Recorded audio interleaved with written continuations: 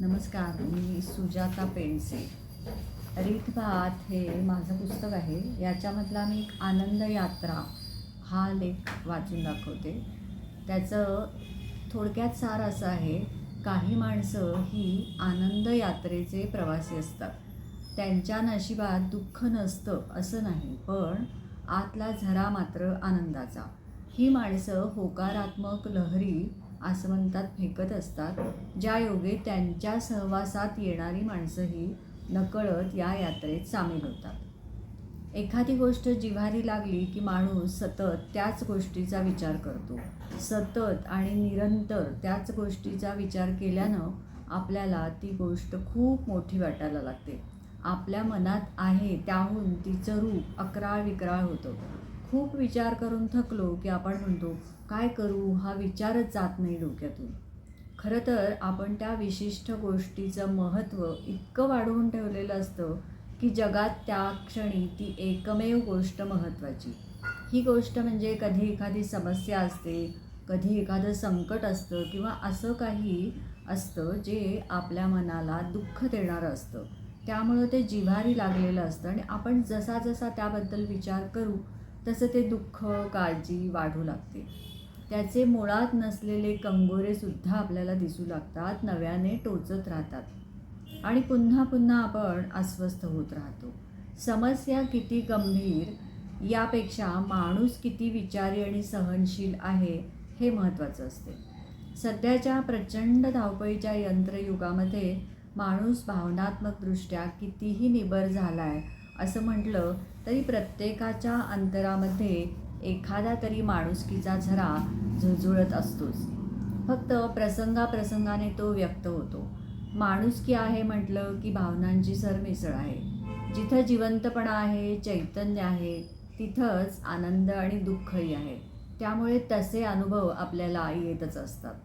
मात्र काही माणसं ही अगदी आनंद यात्रेत रमलेली असतात. त्यांच्याकडचा हा दुर्मिळ गुण अगदी घेण्यासारखा आहे. त्यांच्या नशिबात दुःख नाही असं नाही, पण आतला झरा मात्र आनंदाचा. ही माणसं होकारात्मक विचारांच्या लहरी आसमंतात फेकत असतात, ज्या योगे त्यांच्या सहवासात येणारी माणसंही याच यात्रेत सामील होतात. तर काही माणसं सदैव दुःखात बुडालेली. बरेचदा काल्पनिक आणि भ्रामक अशा कल्पनांचं दुःख असतं ते. अशी माणसं आपला चेहरा पाडून तर बसतातच, पण दुसऱ्यांच्या मनावरही उदासीनतेचं मळभ पसरवतात. माझ्या माहितीत एक मध्यमवर्गीय स्त्री आहे, सदैव दुर्मुखलेली. लौकिक अर्थानं तिच्याकडं सगळं काही आहे. बंगला, गाडी, सुकुमार अशी छान 2 मुलं, पण हिचा चेहरा सदैव रडका. एकदा मी तिला म्हटलं, का गं असा का चेहरा तुझा? तर तिनं आपल्याला काय काय खुपतं याची मोठी यादीच वाचली. नेहमीच असं वागणं, त्यात फार काही मोठं नसतंच. वर म्हणणार की आयुष्य म्हणजे किती तडजोड आहे नाही. मला मनातल्या मनात खूप हसू येतं, कारण हिच्या सुखासीन आयुष्यातही सुखी नसेल तर ज्यांचं काहीच नाही, कुठलीही छोट्यातली छोटी इच्छा पूर्ण होण्यासाठीही ज्यांना झगडावं लागतं, अशांनी काय म्हणायचं? काय नाव द्यावं आपल्या खऱ्याखुऱ्या जीवन संघर्षाला? आयुष्याला सामोरं जाण्याची ही रीत नाही.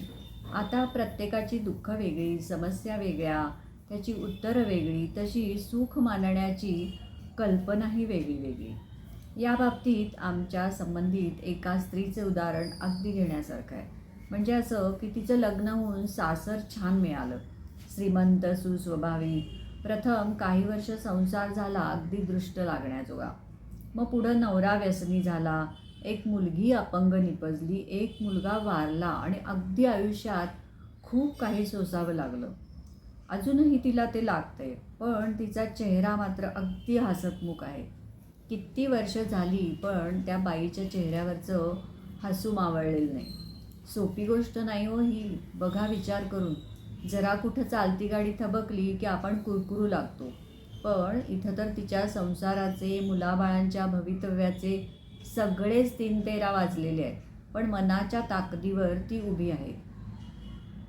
आपण थांबलो, थकलो तर सगळं कुटुंब कोसळणार, म्हणून ती खंबीरपणे आहे, उभी आहे हसतमुखानं. ही रीत आहे जगण्याची.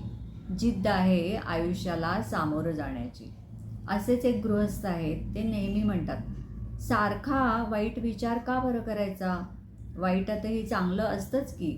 एवढंच की जरा थोडं खोलवर जाऊन शोधावं लागतं. शोधण्याचे मात्र कष्ट हवे. त्यावेळी मी भरून आलेल्या आकाशाकडे बघत म्हटलं की आत्ता तर इतके काळे ढग दाटलेत की कोणत्याही क्षणी धो धो पाऊस पडेल. हे दिसत असताना मी या क्षणी सुंदर उन्हाची अपेक्षा करावी का? तर ते म्हणाले, का नाही? ढग दाटून आलेत म्हणजे पाऊस पडणार, हा आपला जवळचा अंदाज आहे किंवा सगळ्यात जवळची शक्यता म्हणूया. पण जोराचा वारा आला तर एका क्षणात हे ढग कुठल्या कुठे पांगून जातील आणि पुढच्या क्षणी ऊनही पडू शकेल. हां, पण जर असं नाही घडलं तर? बघा, पुन्हा तोच विचार. समजा असं नाही घडलं तर नाही. धुवाधार पाऊस पडल्यावर आपलं जास्तीत जास्त किती नुकसान होणार याचा विचार करायचा. जास्तीत जास्त काय होईल? जीव जाईल. एकदा जीव गेल्यावर मग चिंताच संपली नाही का? यावर ते खूप विजयी हास्य केलं त्यांनी. मग क्षणभराने म्हणाले, यातला गमतीचा भाग सोडा, पण जर नुकसान होणारच आहे तर काळजी करून ते थांबवता येणार आहे का? सतत तोच विचार केला तर वस्तुस्थिती बदलत नाही, बदलणार नाही. हे खरं असलं तरी ती स्वीकारायला मन तरी तयार होईल की नाही?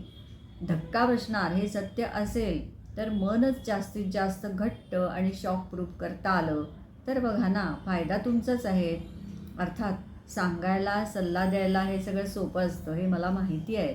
आचरणात आणणं खूप अवघड आहे, खूप अवघडही आहे. पण प्रयत्न तर करायलाच हवेत ना. प्रयत्नात कसूर होता कामा नये. त्यांचं म्हणणं मला पटतं किंवा अनेकांना पटेलही.